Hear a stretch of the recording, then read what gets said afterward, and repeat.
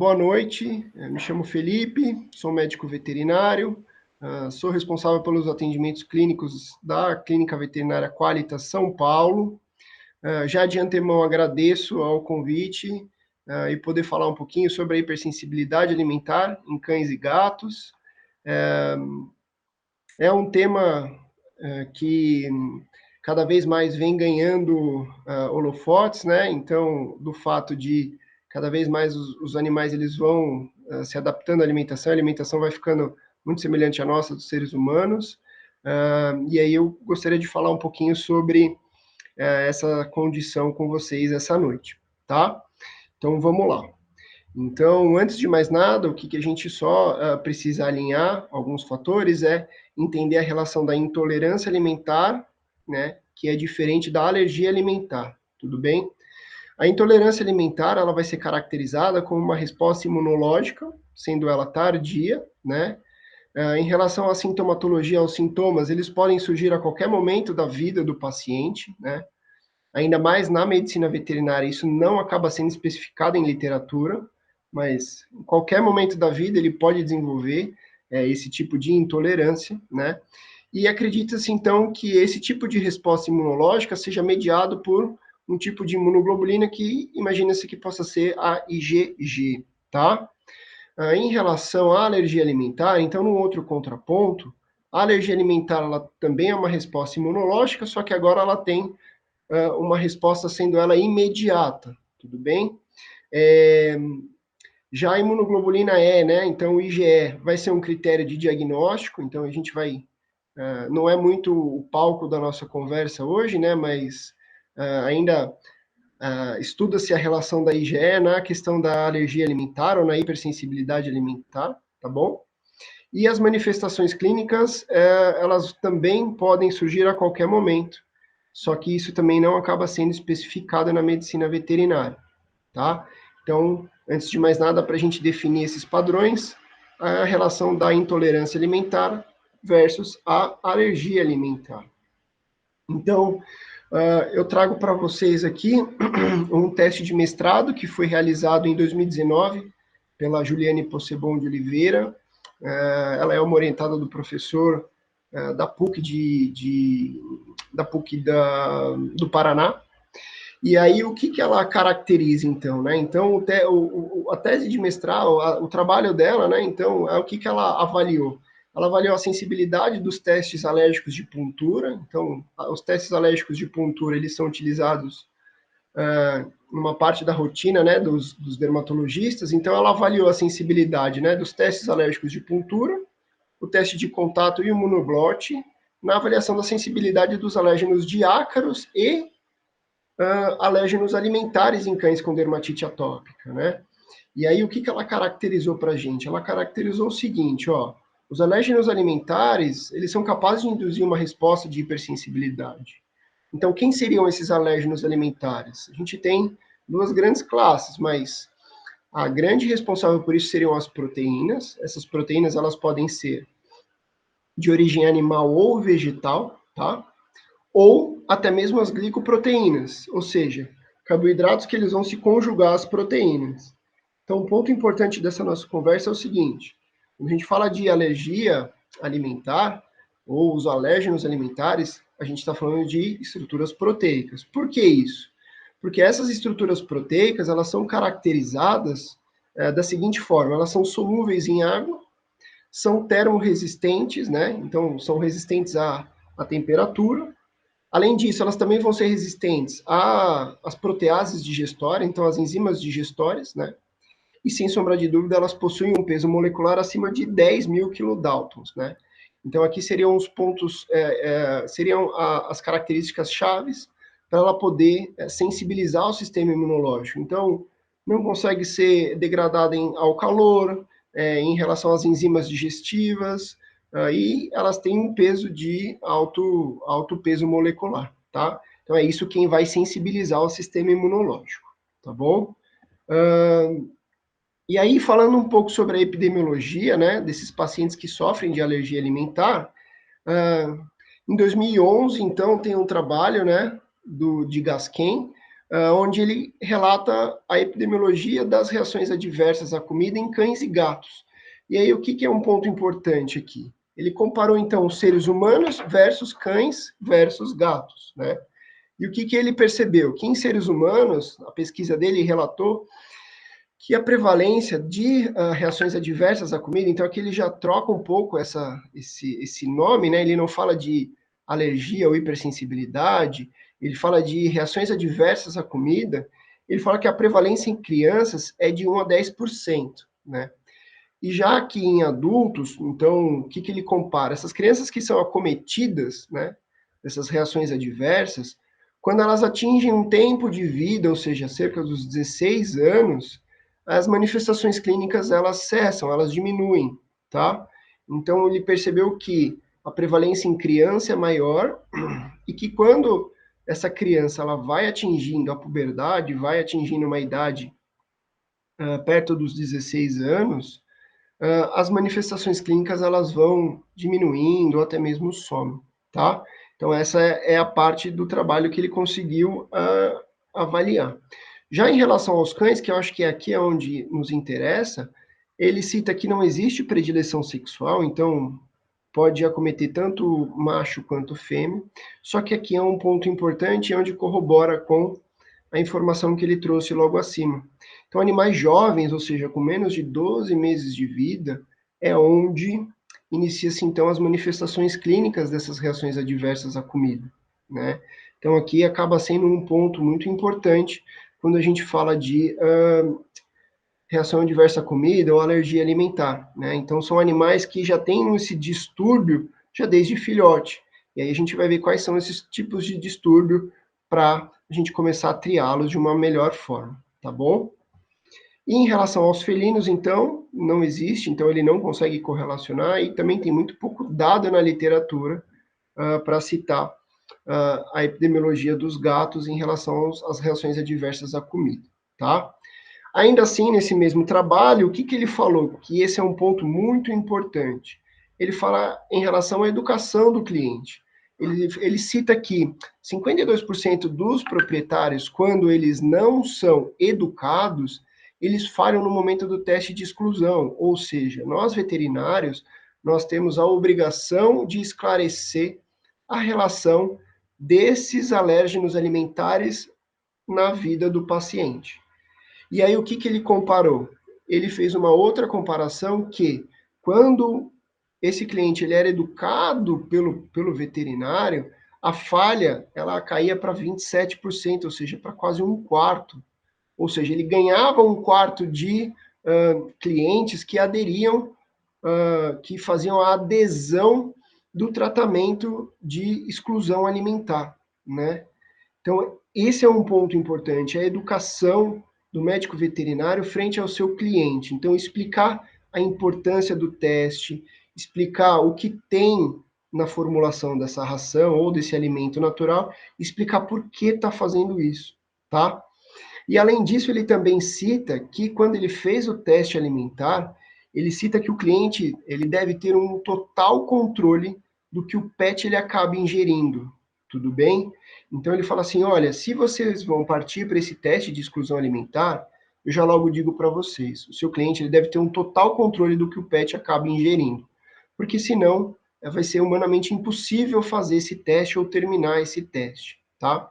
E aí a gente acaba vendo também nesse trabalho que ele cita que para os tutores de gatos, né, dos gatos, principalmente os felinos semidomiciliados, acaba sendo um desafio maior, né, devido ao fato dele não ter esse total controle em relação do que o pet acaba ingerindo, tá? Bom, então sobre as manifestações clínicas, então correlacionando com aquela questão do fator idade, o que a gente pode se deparar? Então são cães jovens, né, que eles podem ter essas manifestações clínicas, né? Então, qual que é o ponto importante? Que a hipersensibilidade alimentar, ela não é só uma condição que reflete, por exemplo, as manifestações no sistema tegumentar, né? Mas é importante também relacionar o sistema digestório disso, né? Então, o que é importante? O vômito, diarreia, perturbações alimentares, desconforto abdominal, letargia e também o prurido se torna importante. Então, a questão do prurido, né, que é a coceira, eu até tomei cuidado e deixei em caixa alta. Por quê? Porque hoje quem domina essa questão da hipersensibilidade alimentar, sem sombra de dúvida, são os dermatologistas, né? E aí essa nova especialidade que está surgindo aí, tem cada vez mais veterinários estudando, que é a gastroenterologia veterinária. Então a gente tem muito mais manifestação clínica no que se refere ao trato gastrointestinal do que propriamente a relação da pele, né? Então a gente tem vômito, tem diarreia, tem dor abdominal ou desconforto abdominal, e, além disso, as perturbações alimentares, como hiporexia, às vezes quadros de anorexia e disorexia, ou seja, aquele indivíduo que não come tão bem, pula a refeição, né? Então, a gente denomina isso como a gente classifica isso como as perturbações alimentares, tá bom? Então, qual é a questão aqui? Qual é o nosso ponto-chave?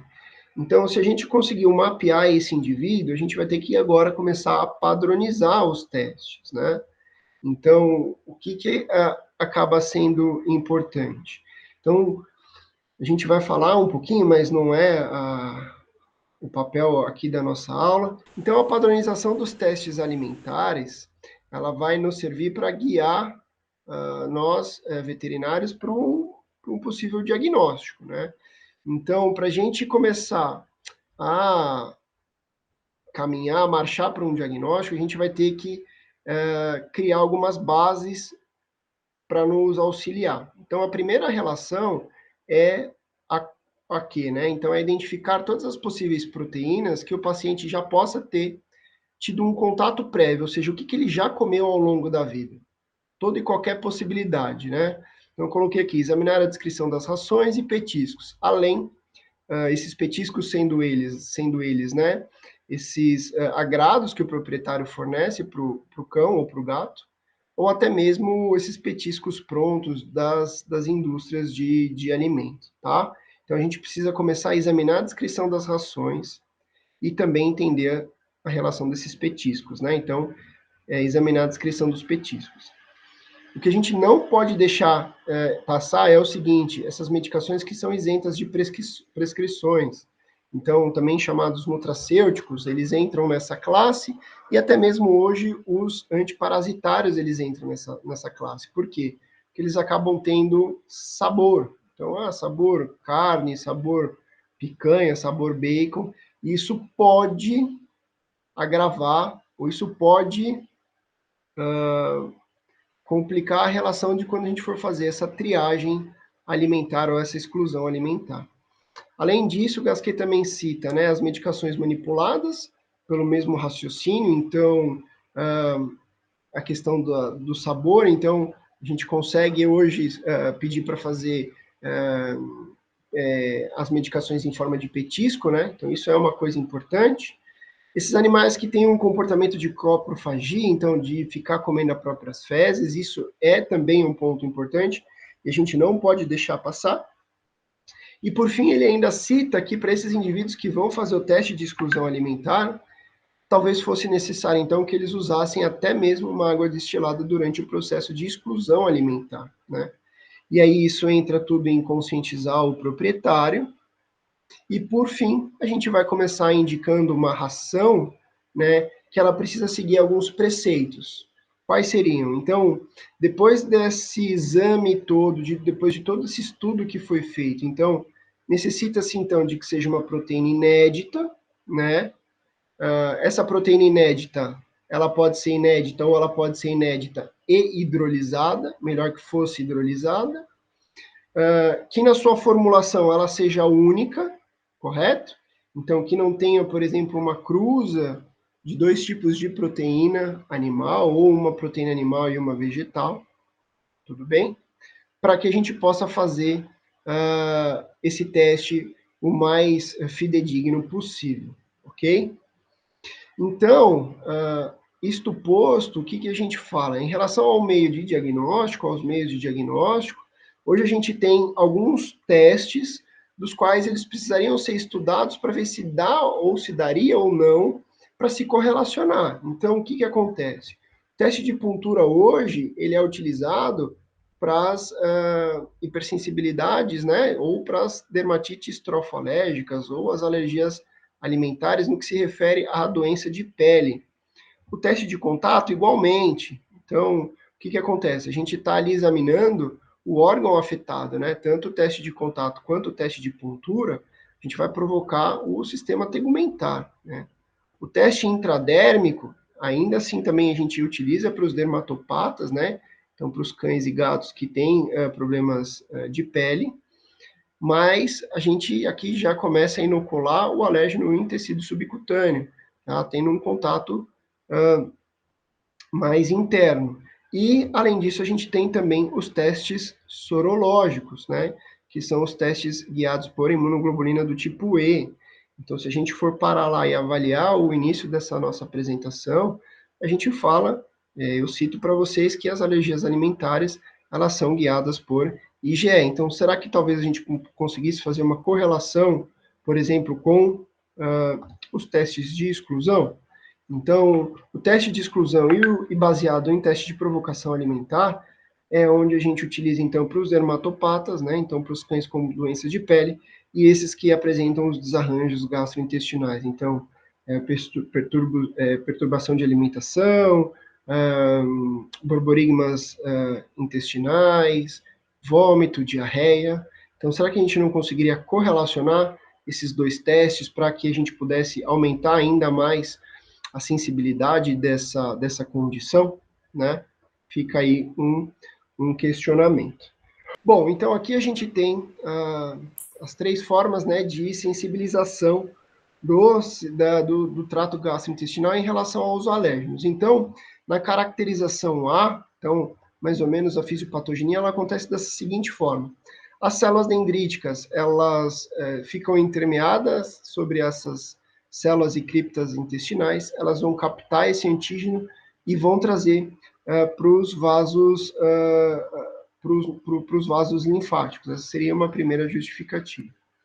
A segunda relação seria, então, essas células M, né, que elas vão se encontrar, elas ficam posicionadas na cúpula subepitelial, aonde essa cúpula subepitelial, ela acaba, então, migrando com que esses antígenos, eles vão até esse folículo, e nesse folículo, as células B vão começar a produzir uma imunoglobulina, que seria a IgA. Então, essa seria a segunda relação. E aqui a gente tem, então, a terceira condição, onde o antígeno ele consegue invadir essas células intestinais, porque hoje é uma condição que está sendo bastante estudada, que seria o like gut, né? Que é a falta de permeabilidade das células intestinais. Então, a falta de permeabilidade é que favorece a invasão do antígeno para, né, para os vasos capilares. Então, o macrófago ele acaba pegando esse antígeno e levando ele para os vasos linfáticos. Contudo, o antígeno ele consegue invadir por conta dessa falta de permeabilidade, que é o like gut, e também a gente tem as células T se conectando ao antígeno. E aí sim, esse antígeno que ele consegue adentrar as células intestinais, ele acaba assim indo para os capilares e ali começa a sensibilizar ainda mais essa resposta imunológica. Então essas seriam as três condições, seriam as três situações que a gente acredita que possa acontecer nessa sensibilização da hipersensibilidade alimentar. Então é sempre o antígeno invadindo então o trato gastrointestinal e sensibilizando o sistema imunológico. Então essas seriam as três portas de entrada para essa relação. Tudo bem? Então, resumindo, o que acontece? Então, acredita-se então que as alergias alimentares elas acabam sendo subdiagnosticadas na medicina veterinária por essa série de detalhes que eu trouxe agora há pouco para vocês. Infelizmente, ainda o teste de exclusão, ele é o teste padrão ouro para o diagnóstico de alergia alimentar, por uma série de relações, só que esse teste de exclusão alimentar, ele deve ser feito de uma maneira criteriosa, ok? E essa maneira criteriosa tem que ser uma proteína inédita, sendo ela única, se possível hidrolisada, e não pode haver cruza entre os alimentos. Então, ela tem que seguir esses critérios, ok? Quando a gente fala de alergia alimentar para as doenças alérgicas de pele, a literatura fala, ela subestima um tempo de 60 dias. Agora, para esses pacientes com distúrbios gastroenterológicos, a literatura não cita, então o tempo ele fica em aberto. Então, não sabe se o teste de provocação deve ser feito em 7 dias, 15, 30, 60, não se sabe, no que se refere às alterações gastroenterológicas. Em relação à reexposição, igualmente. Então, se a gente não sabe por quanto tempo a gente faz o teste de exclusão, a gente também não sabe mais ou menos por quanto tempo a gente faz o teste de reexposição ou provocação, tá? E um outro ponto importante é nós conhecermos as rações que estão disponíveis no mercado. Só assim a gente vai conseguir indicar de uma maneira clara para o nosso proprietário qual é a melhor ração, ou qual é a ração que sensibiliza menos esse nosso paciente, tá? Mas aqui eu trouxe um trabalho que eu achei ele muito interessante, que foi feito pela Helena Pagani, perdão, vou começar de novo. Aí você vê aí. Eu trouxe um trabalho que eu achei que ele é muito interessante, que foi feito pela equipe da Helena Pagani, aonde o que ela cita? Ela cita a contaminação cruzada nas dietas de cães e gatos, né? E essas dietas elas são úmidas. Então, qual que é o ponto importante aqui que eu trouxe para nós, né? Então, o que acontece? Ela pegou essas rações, né? E aí o que ela fez? Ela foi estudar o DNA da proteína que era explicitada no rótulo da ração. Então, a proteína animal declarada, então, ela foi estudar. Então, o que ela viu? Ela pegou 11 tipos de rações e aí ela pegou e viu onde eles estavam sendo declarados. Então, ó, a ração 1 era de ave, a ração 2 era de mamífero, a 3 igualmente, a 4 não era especificado, a quinta era de pescado, e assim sucessivamente. E o que ela fez? Ela confrontou essa informação. Então, qual que é um ponto importante? Por exemplo, a ração do tipo 1, ou a ração do exemplo 1, onde a proteína da ração ela foi declarada como uma proteína de ave, tudo bem? E aí, na hora que ela leu a ração, estava como pato, o que ela viu? Quando ela fez a análise PCR, era pato e frango. Ou seja, teve uma questão de reação cruzada aí. Menos grave, mas teve. Tudo bem? Um outro ponto importante, por exemplo, se a gente pegar o exemplo número 6, onde a proteína animal declarada era de mamífero, e aí sim era o coelho, quando ela fez o PCR, o que ela viu? Que não era só coelho, era coelho, frango e pato. Ou seja, houve sim uma contaminação cruzada nessa dieta, tanto para cão ou para gato, não especifica qual, sendo ela úmida, ou seja, teve uma contaminação alimentar na ração que era indicada para esses indivíduos. Tudo bem? Então ela acabou usando esses 11 exemplos. Por quê? Porque isso acaba sendo importante quando a gente for fazer o teste de exclusão alimentar. Se eu estou buscando, por exemplo, uma proteína de origem animal que seja coelho, eu não posso me deparar com uma contaminação cruzada de frango ou pato, tudo bem? Então isso acaba sendo extremamente importante, tá? E por fim, só para a gente exercitar um pouquinho, eu peguei 2 rações hipoalergênicas do mercado, e aí o que elas citam? Olha, uma proteína hidrolisada de frango, farinha de mandioca, hidrolisado de fígado de ave e suíno, ou seja, tem uma cruza de fonte proteica, além de banha refinada, gordura de frango e óleo refinado de peixe. Então, uma coisa é gordura, outra coisa é proteína, mas será que não poderia ter uma contaminação proteica? Não sei.